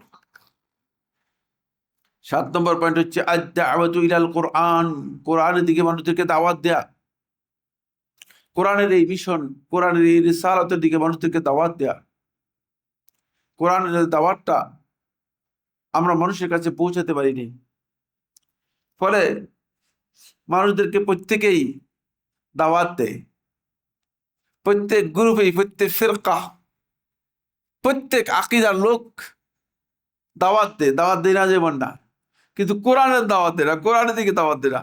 তারা কেউ দাওয়াত দিয়েছে নিসাবের দিকে, কেউ দাওয়াত দিয়েছে ওজিফার দিকে, প্রত্যেকটি গ্রুপেই দাওয়াত দিচ্ছে। কিন্তু খেয়াল করে দেখেছেন কি, তার দাওয়াতটা কিন্তু নির্বিচার কোরআনের দিকে দাওয়াত হচ্ছে না। দাওয়াতটা হচ্ছে তার মানে মতাদর্শের দিকে, তার এজেন্ডার দিকে, তার বক্তব্যের দিকে, তার গাইডলাইনের দিকে। তবে হুজুরের কাছে যাবেন, হুজুর একটা ওজিফা ধরাই দিচ্ছে, মুরিদ হচ্ছে মুরিদ, পিসাবের একটা গাইডলাইন ধরাই দিচ্ছে। আরে বাবা, আল্লাহ রাব্বুল আলামিনের হিদায়াতের জন্য গাইডলাইন অবতীর্ণ করলেন কোরআনে কারীম, আর আপনি ধরাই দিলেন আর একটা গাইডলাইন। কারণ তাহলে আপনি আসলে দাওয়াতে কাজ করেন নাই তো, কোরআনের দাওয়াতে কাজ হচ্ছে না। এই জায়গায় সবচেয়ে বড় সমস্যা আজকে উম্মতের মধ্যে যে বিভক্তি, উম্মতের মধ্যে যে বিভিন্নতা এবং উম্মতের যেই মতবিরোধ তৈরি হয়েছে, মতবিরোধের মূল কারণ একটাই, সেটা হচ্ছে এই, আমরা যেই দাওয়াতি মিশন নিয়ে আমাদের কাজ করার কথা ছিল, সে দাওয়াতেই আমরা যাইনি। আমরা মানুষদেরকে কোরআনের দিকে নিয়ে আসার কথা ছিল, কোরআনের দাওয়াত দেওয়ার কথা ছিল। কোরআনের দাওয়াত না দিয়ে আমরা মানুষদেরকে দাওয়াত দিচ্ছি, আমার এজেন্ডা দাওয়াত দিচ্ছি। প্রত্যেকে আলাদা আলাদা গাইডলাইন তৈরি করেছে নিজের জন্য। এমনকি কেউ তো ইসলামের উসুল বাদ দিয়ে নিজের উসুল তৈরি করে নিয়েছে। ইসলামের উসুল হচ্ছে কয়টা? 5টা, আর তারা করে দিয়েছে উসুল 6টা। চিন্তা করুন। ফলে এমন একটা অবস্থা তৈরি হয়েছে যেটা কোরআনের দিকে আর দাওয়াত দেওয়া হয়নি। আসুন, এরপরের পয়েন্ট হচ্ছে 8 নম্বর, না? হ্যাঁ, 8 নম্বর। 8 নম্বর হচ্ছে আত-তাআয়ুশু ওয়া তাতবিকু ওয়া তাতবিকুল কুরআনি ফিল মুজতামা। সমাজ ব্যবস্থায়, সমাজ জীবনে কোরআনে কারীমকে তাতবিক, বাস্তবায়ন করা এবং কোরআনের সাথে সবাইকে যাতে জীবনযাপন করতে পারে সেই সুযোগ করে দেয়। সমাজে কোরআনের কথা বললে আপনি আপনি তো মানে মোটামুটি চিহ্নিত ব্যক্তি হয়ে যাবেন। এখন একেবারে চিহ্নিত ব্যক্তিতে পরিণত হয়ে যাবেন। আমরা আসেন, আমরা কোরআনের গাইডলাইন নিয়ে, কোরআন অনুযায়ী নিজেদের সমাজের মানে সমাজ ব্যবস্থা, সমাজটাকে পরিচালনা করি, সমাজের মধ্যে সেটাকে বাস্তবায়ন করার জন্য চেষ্টা করি। বাস্তবে কোরআনে কারীমকে যাতে যেন আমরা নিয়ে আসতে পারি বাস্তব জায়গায়, কিন্তু আমাদের মধ্যে সেই অবস্থা নেই, সেটা আমরা যেতে পারিনি। এরপরে কত নম্বর? 9 নম্বর। 9 নম্বর হচ্ছে তালিমুল কোরআন ওয়া তাআল্লুমুহু, কোরআন শিক্ষা দেয়া এবং শিক্ষা গ্রহণ করা। এটা আল্লাহ তাআলার কাছে অত্যন্ত গুরুত্বপূর্ণ কাজ। রাসূলুল্লাহ সাল্লাল্লাহু আলাইহি ওয়াসাল্লাম হাদিসের মধ্যে বলেছেন, সবচেয়ে ভালো কাজগুলোর মধ্যে একটি ভালো কাজ হচ্ছে উম্মতের খায়রিয়তের, মানে ব্যক্তির খায়রিয়তের, ব্যক্তির শ্রেষ্ঠত্বের একমাত্র দলিল হচ্ছে এটা। কিন্তু কোরআন তালিমের জন্য আপনি যদি মানে কোনো আলেমকে আপনি যদি দায়িত্ব দেন, আপনি কোরআন শিক্ষা দেন, বলেন ভাই এত ছোট কাজ আমাকে দিচ্ছেন, নিবে না? নিবে? হ্যাঁ, আমাকে হাদিস পড়াইতে দেন, আমি মুহাদ্দিস মানুষ, আমি এত বড় আল্লামা, আর আমাকে আপনি কোরআন কোরআন পড়াইতে দিচ্ছেন? এটা কি অতিরিক্ত কথা বলছি? না, একেবারেই বাস্তব, 100% বাস্তব কথা বলেছি। কোরআন তালিম দেওয়ার জন্য লোক পাওয়া যায় না, আর কোরআন তালিমের মুআল্লিমুল কোরআন যে আছে তার বেতনও নেই।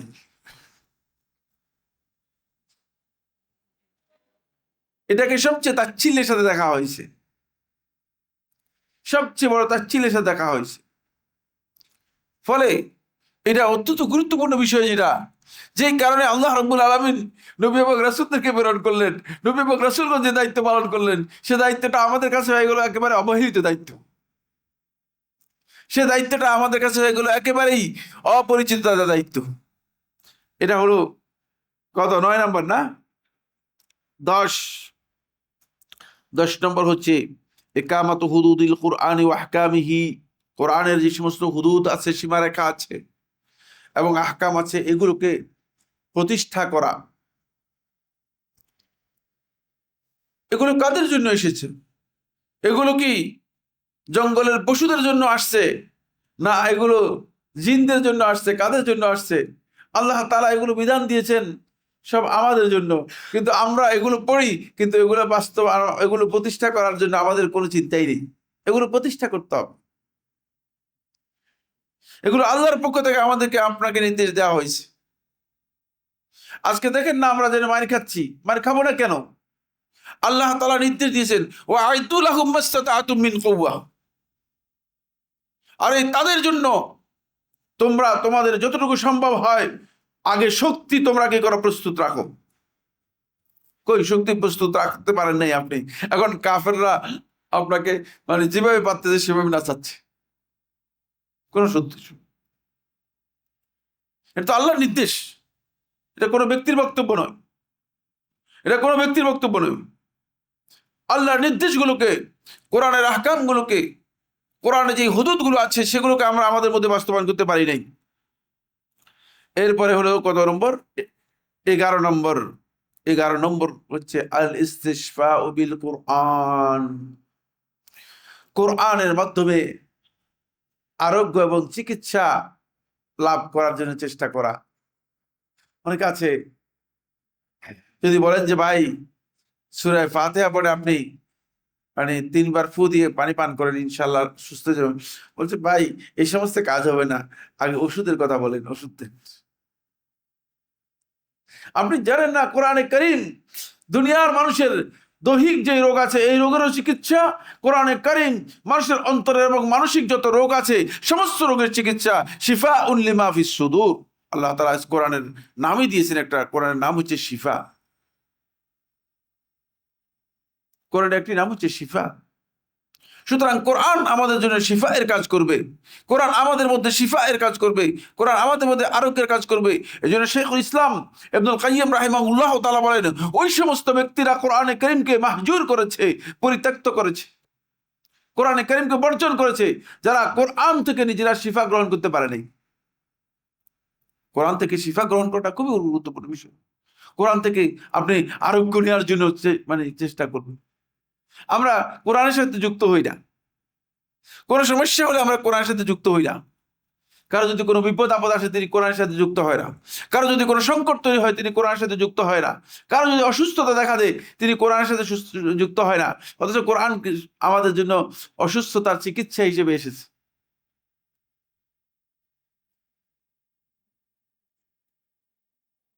সুতরাং এটা হচ্ছে কোরআনে কারীমের 12 নম্বর পয়েন্ট, ঠিক না? 12 নম্বর পয়েন্ট, 11 নম্বর পয়েন্ট। 12 নম্বর পয়েন্ট হচ্ছে আল মুলাযামাতু মা আহলিল কোরআন।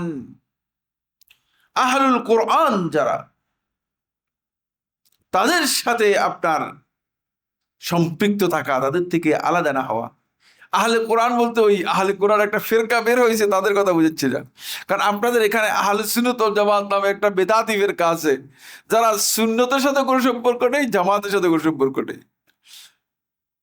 কারণ প্রত্যেকেই নিজের নাম যখন দেয়, নামটা দেয় কি করে, এমন ভাবে দেয় যে যাতে করে নাম থেকে মনে হয় যেন সে মানে আগেই জান্নাতে চলে গিয়েছে, কিন্তু আসলে জান্নাতের সাথে তার নামের কি কোনো সম্পর্ক নেই। আহলুল কোরআনেরা কোরআনকে অস্বীকার করে, হাদিসকে অস্বীকার করে, কিন্তু এই হাদিস তাদের জন্য সবচেয়ে বড় দলিল, এবং তারা নিজের নামটা এটা দিলে বেশি অহংকার বোধ করে। নাউজুবিল্লাহ। আরে তোমার এই আহলুল কোরআন এই শব্দটা তো কোরআনের মধ্যে নেই। যদি তুমি হাদিস অস্বীকার করো তাহলে হাদিস থেকে তোমার নাম দিচ্ছ কি জন্য? রাসূলুল্লাহ সাল্লাল্লাহু আলাইহি ওয়াসাল্লাম থেকে আনাস ইবনে মালিক রাদিয়াল্লাহু বর্ণনা করেন, তিনি বলেন, ইমাম ইবনে মাজাহ রাহিমাহুল্লাহ তার সুনানের মধ্যে বর্ণনা করেছেন 215 নম্বর হাদিস। আহমদ ইবনে হাম্বল রাহিমাহুল্লাহ তাআলা মুসনাদের মধ্যে বর্ণনা করেছেন হাদিস নম্বর 12292। 12292 রাসূলুল্লাহ সাল্লাল্লাহু আলাইহি ওয়াসাল্লাম ইরশাদ করেন, ইন্না লিল্লাহি আহলিনা মিনান নাস। ইন্না লিল্লাহি, আল্লাহ রাব্বুল আলামিনের মানুষদের মধ্য থেকে একদল পরিবার রয়েছে, যারা আল্লাহ তাআলা পরিবার পরিজন খুব কাছ, মানে যাদেরকে আল্লাহ রাব্বুল আলামিন নিজের পরিবারের মধ্যে অন্তর্ভুক্ত করে নিয়েছেন। আল্লাহ তাআলা তো আসলে কোনো পরিবার বলতে ওই ধরনের পরিবার নেই, কিন্তু আল্লাহ রাব্বুল আলামিন একদল লোককে পরিবারের মধ্যে অন্তর্ভুক্ত করে নিয়েছেন। ইন্না লিল্লাহি আহলিনা মিনান নাস, মানুষদের মধ্য থেকে একদল লোককে আল্লাহ রাব্বুল আলামিন পরিবারের মধ্যে অন্তর্ভুক্ত করে নিয়েছেন, যারা আল্লাহর পরিবারের মতো। এত আল্লাহ তাআলার কাছে যাদের সম্মান এবং মর্যাদা রয়েছে, এত সম্মান এবং মর্যাদা রয়েছে। আহলিনা শব্দ এসেছে, আহাল বলা হয় তাকে পরিবারকে, আহাল বলা হয় তাকে কি পরিবারকে। তো আহাল এর জমা কোনো অবস্থাতেই আহালিন হয় না। আহালের জমা বহু বচন, প্লুরাল কোন অবস্থাতে আহালিন হয় না। এটা জমা আলা গায়রিল কিয়াস, মানে আরবি ভাষার যে কিয়াস বা নীতি রয়েছে, সরফের যে নিয়ম রয়েছে, নিয়মের বিপরীতে এই জমা এসেছে। পরিবার বললে একজনকে বুঝাতো না, পরিবার বললে কয়জনকে বুঝায়? পরিবার বললেই তো পরিবারের সমস্ত সবাইকে বুঝায়। সুতরাং পরিবার শব্দটাই অর্থগত দিক থেকে কি বহু বচন। আল্লাহ রাব্বুল আলামিন, আল্লাহর হাবিব সাল্লাল্লাহু আলাইহি ওয়াসাল্লাম, তিনি আরবি ভাষার সবচেয়ে আফসাহাল আরব, আরবদের মধ্যে সবচেয়ে আরবি ভাষার মানে ভাষাগত দিক থেকে অত্যন্ত প্রাঞ্জল এবং ভাষা শিল্পী ছিলেন মুহাম্মদ সাল্লাল্লাহু আলাইহি ওয়াসাল্লাম। সুতরাং ভুল হওয়ার সম্ভাবনা নেই। এটা ভুল হয়েছে কিনা? ভুল হয়নি। ফলে এই হাদিসের ব্যাখ্যার মধ্যে ইমাম খাত্তাবী রাহমাতুল্লাহ আলাইহি এবং জালালউদ্দিন সুয়ুতী রাহমাতুল্লাহ আলাইহি উল্লেখ করে তিনি বলেন যে এদের সংখ্যা আল্লাহ তাআলার কাছে অনেক বেশি। এজন্য আল্লাহ রাব্বুল আলামিন আল্লাহর হাবিবের মধ্যে বলেছে যে এরা শুধু এক পরিবার নয়, অনেকগুলো পরিবারকে আমি একসাথ করে নিয়েছি, এরা সবাই আমার পরিবার।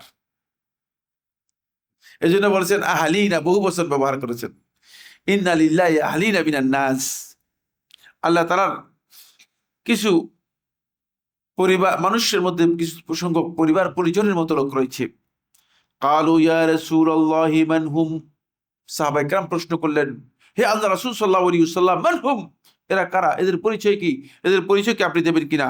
ক্বালা হুম আহলুল কোরআন, তারা হচ্ছে আহলুল কোরআন, যারা সবসময় কোরআনের সাথে লেগে থাকে, কোরআনের সাথে যুক্ত থাকে। আপনি যদি 24 ঘন্টার মধ্যে মানে একটা সময় আপনি কোরআনের সাথে আপনার সম্পর্ক থাকে, তাহলে আপনি এই আহলের মধ্যে আসবেন। কিন্তু এই 24 ঘন্টার মধ্যে আমাদের অনেকেরই দেখা যাচ্ছে কোরআনের সাথে না, কোরআনের আমি একটা আয়াত তেলাওয়াত করেছি, না কোরআনের একটা পৃষ্ঠা তেলাওয়াত করেছি, না কোরআনে একটা আয়াতে তাদাব্বুর করেছি, না কোরআনে কারীম নিয়ে একটু আলোচনা করেছি, না কোরআনে কারীম নিয়ে আমরা পরস্পর বসে বসে মুদারাসা করেছি, করি নেই। এরা হচ্ছে আহলুল্লাহি ওয়া খাসাতুহু, এরা হচ্ছে আল্লাহর পরিবার এবং আল্লাহর অত্যন্ত ঘনিষ্ঠ বিশিষ্ট ব্যক্তি। এদেরকে আল্লাহ তাআলা এই মর্যাদা দিয়েছেন, এই মর্যাদা দিয়েছেন। সুতরাং এদের সাথে আপনি যদি থাকেন, তাহলে আপনি ওই কোরআনের যে আলো আছে সেই আলোতে আলোকিত হয়ে যেতে পারবেন। এই জন্য এদের সাথে থাকাটা খুবই গুরুত্বপূর্ণ বিষয়। এটা কত নম্বর পয়েন্ট? 12, 13 নম্বর লাস্ট পয়েন্ট হচ্ছে যেটা মুদারাসাতুল কুরআনি মাআল গায়র, অন্যের সাথে কোরআনকে নিয়ে বসতে হবে এবং স্টাডি করতে হবে। আপনি কোরআনটা নিয়ে শুধুমাত্র নিজে নিজে বসে থাকলে চলবে না। রাসূলুল্লাহ সাল্লাল্লাহু আলাইহি ওয়াসাল্লাম সর্বশেষ রমাদান মাসে আল্লাহ নবী সাল্লাল্লাহু আলাইহি ওয়াসাল্লাম পুরা কোরআন জিবরিল আমিনের সাথে মুদারাসা করেছেন। জিবরিল আমিন পুরা কোরআন একবার রাসূলুল্লাহ সাল্লাল্লাহু আলাইহি ওয়াসাল্লামকে শুনিয়েছেন, রাসূলুল্লাহ সাল্লাল্লাহু আলাইহি ওয়াসাল্লাম জিবরিল আমিনকে একবার শুনিয়েছেন, আবার রাসূলুল্লাহ সাল্লাল্লাহু আলাইহি ওয়াসাল্লাম জিবরিল আমিনকে একবার শুনিয়েছেন, রাসূলুল্লাহ সাল্লাল্লাহু আলাইহি ওয়াসাল্লাম জিবরিল আমিন রাসূলুল্লাহ সাল্লাল্লাহু আলাইহি ওয়াসাল্লাম একবার শুনিয়েছেন। এটা শেষবার রাসূলুল্লাহ সাল্লাল্লাহু আলাইহি ওয়াসাল্লাম 2 বার কোরআন খতম করেছেন মুদারাসার মাধ্যমে। সেটা হচ্ছে দুইজনেই কি করেছেন, একজন আরেকজনকে শুনিয়েছেন। এই জন্য কোরআন নিয়ে আমাদেরকে কোরআন স্টাডি করতে হবে, কোরআন চর্চা করতে হবে, কোরআন নিয়ে আমাদেরকে বসতে হবে। কোরআন নিয়ে আমরা যদি না বসি, তাহলে আমরা কোরআনের মুদারাসা না করলে, তাহলে কোরআনের সাথে আমরা কি হতে পারবো না, যুক্ত হতে পারবো না। এতক্ষণ পর্যন্ত আমি আলোচনা করলাম যে সালাফদের অবস্থানটা আমরা আলোচনা করব এই 13টি পয়েন্ট। এখন আমার সময় শেষ হয়ে গিয়েছে। সময় শেষ হয়ে যাওয়ার কারণে আমি শুধু কয়েকটা উদাহরণ দিয়েই আলোচনা আপনাদের শেষ করে দিব, কারণ সময় শেষ হয়ে যাওয়ার অর্থ হচ্ছে আর আপনাদের সাথে আমি আর কথা বলতে পারলাম না, আর কথা বলতে পারলাম না।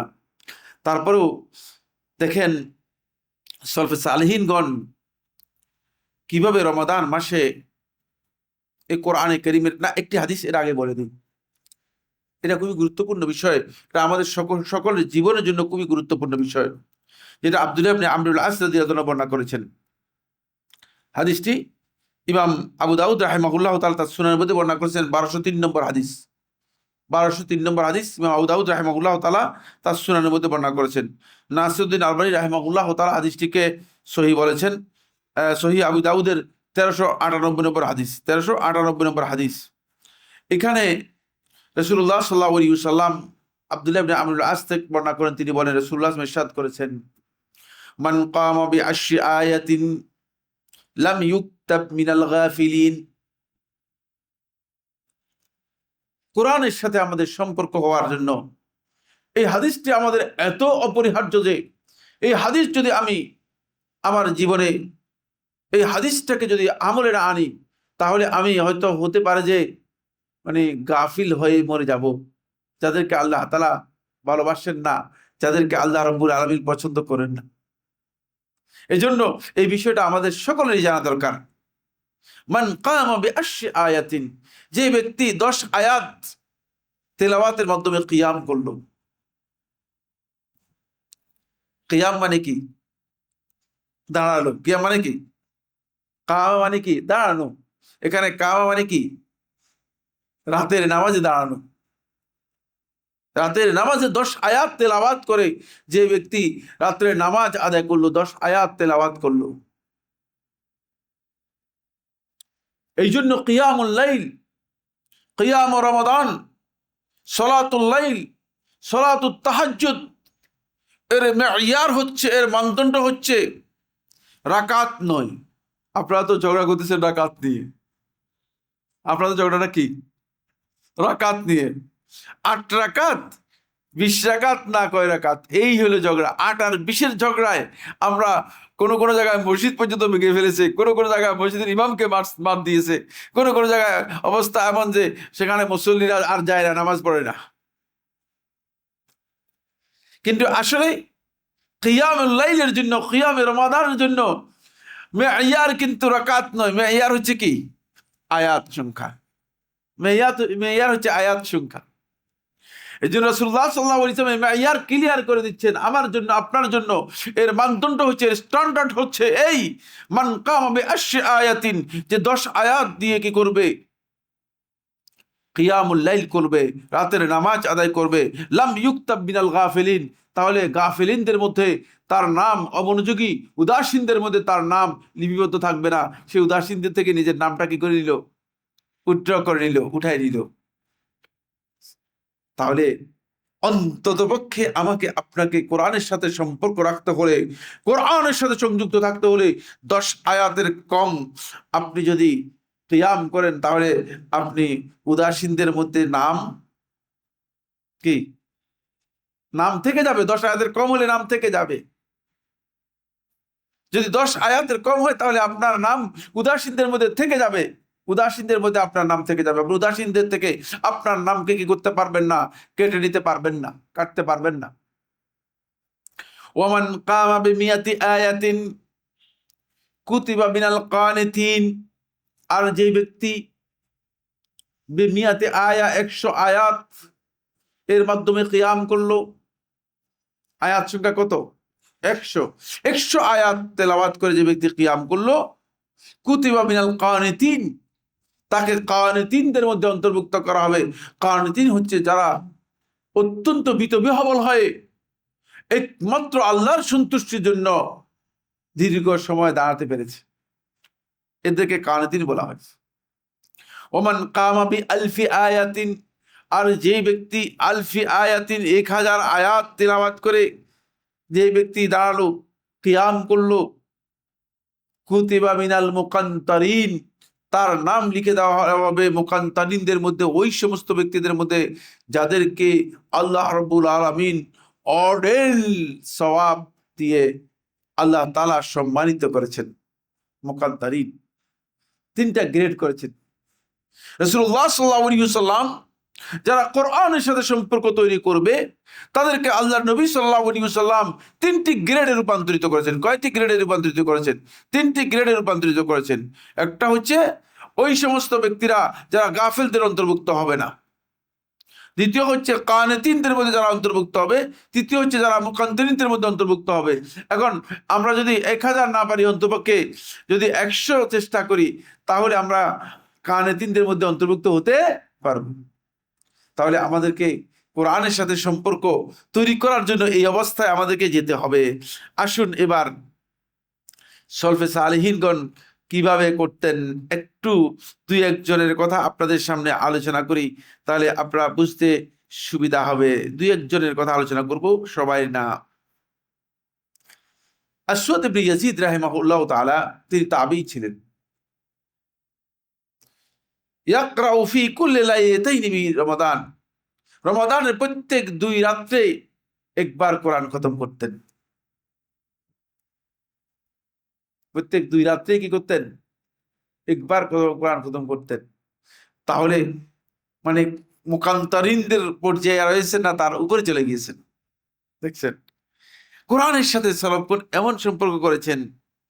ইব্রাহিম আন-নাখাই রাহিমাহুল্লাহ তাআলা, আপনি জানেন যে তাবিদের মধ্যে সুপ্রসিদ্ধ ব্যক্তি ছিলেন ইব্রাহিম আন-নাখাই রাহিমাহুল্লাহ তাআলা। কুফার 2জন ইমাম সবচেয়ে বেশি প্রসিদ্ধ ছিলেন, একজন হচ্ছে আলকামা আর একজন হচ্ছে ইব্রাহিম আন-নাখাই রাহিমাহুল্লাহ তাআলা। ইব্রাহিম আন-নাখাই রাহিমাহুল্লাহ তাআলা তিনি মানে যখন কোরআনে কারীম রমাদান মাস আসতো, রমাদান মাসের শেষ 10 দিনে ইব্রাহিম আন-নাখাই রাহিমাহুল্লাহ তাআলা প্রতি 2 দিনে কোরআনে কারীম খতম করতেন, আর অন্যান্য মাসে প্রতি 3 দিনে কোরআনে কারীম খতম করতেন। কোরআনের সাথে সালাফদের অবস্থানটা দেখেন। এটা কোরআনের তিলাওয়াতের কথাগুলো বলতেছি শুধু। এখন দেখেন কিভাবে তারা সম্পর্ক করতেন। ইমাম কাতাদা ইবনে দাআমাত আস-সাদুসি রাহিমাহুল্লাহ তাআলা, তিনি উল্লেখযোগ্য আহলুল হাদিসদের মধ্যে একজন ছিলেন। তিনি ইয়াখতিমু ফি কুল্লি সাবঈন দাইমান, সব সময় 7 দিনে কোরআন খতম করতেন। আমি এখানে একজনের যোগ্য জিজ্ঞেস করলাম না, আপনি কতদিনই কোরআন খতম করেন, তাহলে একটু সমস্যা হয়ে যেতে পারে। তাহলে কি একটু সমস্যা হয়ে যেতে পারে। কাতাদা ইবনে দাআমাত আস-সাদুসি রাহিমাহুল্লাহ তাআলা ইয়াখতিমু ফি কুল্লি সাবঈন দাইমান, সব সময় নিয়মিত তিনি প্রত্যেক 7 দিনে কোরআন খতম করতেন। ওয়া রমাদান ফি কুল্লি সালাস, আর রমাদান মাসে তিনি প্রত্যেক 3 দিনে কোরআন খতম করতেন। ওয়া ফিল আশরিল আওয়াখির, আর রমাদানের শেষ দশকে প্রত্যেক রাতেই কোরআন খতম করতেন। আর আমরা যারা হানাফি মাযহাবের দাবি করতেছি, আমরা আবু হানিফার অনুসারী। হানাফি মানে কি? হানাফি মানে কি? মানে এতটুক তো বলবেন যে আমরা আবু হানিফার অনুসারী রাহিমাহুল্লাহ তাআলা। যদি বলেন আবু হানিফা রাহমাতুল্লাহ অনুসারী, তাহলে খুব ভালো করে খেয়াল করুন। ইমাম আবু হানিফা রাহমাতুল্লাহ আলাইহি রমাদান মাসের দিনের বেলা একবার খতম করতেন, রাত্রের বেলা একবার খতম করতেন। যখন এই রমাদান মাসের মানে না, রমাদান মাসের প্রত্যেক দিনেই দিন এবং রাত্রে 1 খতম করতেন। যখন রমাদান মাসের শেষ দশক আসতো, দিনে 1 খতম করতেন, রাত্রে 1 খতম করতেন। দিনে 1 খতম করতেন, রাত্রে 1 খতম করতেন।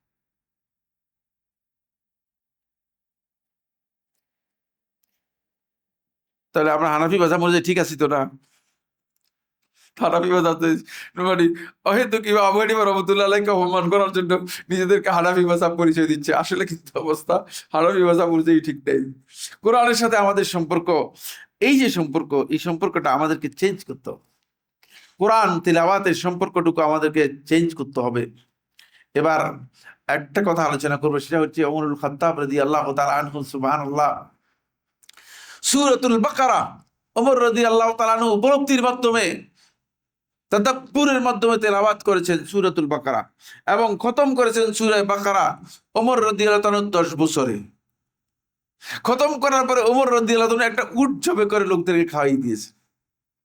এত খুশি হয়েছেন যে সূরাতুল বাকারা 10 বছরে কমপ্লিট করেছেন। কয় বছরে? 10 বছরে কমপ্লিট করেছেন। 10 বছরে কোরআনে কারীমের তাদাব্বুরের মাধ্যমে। তাদাব্বুরুল কোরআন আমার একটা ক্লাস আছে, আমরা আমাদের সেন্টারে করে থাকি। খুবই গুরুত্বপূর্ণ ক্লাস, খুবই গুরুত্বপূর্ণ, অসাধারণ গুরুত্বপূর্ণ ক্লাস। বুঝতে পেরেছেন? এখন আমরা কোরআন কারীমের সূরা বাকারার মনে 200 কত 220 বা 22 নম্বর আয়াত পর্যন্ত আসতে পেরেছি। আমি বলেছি যে সূরা বাকারা শেষ হলে ইনশাআল্লাহ তাআলা ওই ওমর রাদিয়াল্লাহু তাআলা যেভাবে উট জবে করেছেন, আমরা উট না পারলেও ছাগল জবে করে হলেও অন্তপক্ষে আমরা কি করব, খাওয়ার ব্যবস্থা করব। তবে কোরআনের সাথে আমাদের সম্পর্ক করার প্রয়োজন আছে কিনা? কোরআনের সাথে আমাদের সম্পর্ক করতে হবে।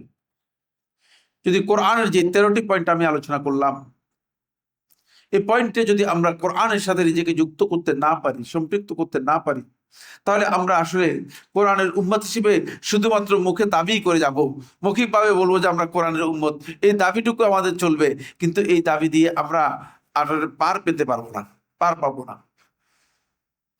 এবং নিজেদেরকে কোরআন থেকে, কোরআনের হেদায়েত থেকে আমরা নিজেদেরকে পরিবর্তন করতে পারবো না।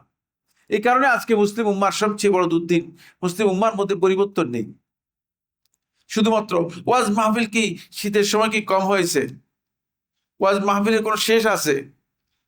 এত ওয়াজ হওয়ার পরে এরপরে নির্বাচনের সময় এত চুরি কিভাবে হয়েছে? তাহলে বোঝা গেল যে ওয়াজে কোনো কাজে লাগে নাই। একজন চোরেরও পরিবর্তন আনে নাই, একজন চোরের আমলের মধ্যে কোনো পরিবর্তন আনে নাই। এর একটা মাত্র কারণ, সেটা হচ্ছে আসলে কোরআনটাকে আসলে আমরা নিজেরা নিজেদের জন্য ধারণ করতেছি না। শুধুমাত্র কোরআন আমাদের কাছে আছে, আল্লাহর এই মহান কিতাবটা আল্লাহ তাআলা যেহেতু হেফাজতের দায়িত্ব নিয়েছেন, এটা আল্লাহ তাআলার মহা অনুগ্রহ থাকবে, কিন্তু এটাকে আমাদেরকে ধারণ করতে হবে। যদি আমরা উম্মাতুল কোরআন হয়ে থাকি, তাহলে আমরা কোরআনকে যেন ধারণ করতে পারি, এবং কোরআনের সাথে সলফে সালিহিনগণ যেভাবে কোরআনের সাথে আচরণ করেছেন, সলফে সালিহিনগণ কোরআনের উপর তাদের যে অবস্থানটা ছিল, আমাদের অবস্থানটা যেন ঠিক সেভাবেই কোরআনের সাথে হয়। আল্লাহ তাআলা আমাদের সবাইকে সেভাবে কোরআনের সাথে সম্পৃক্ত থাকার তৌফিক দান করুন।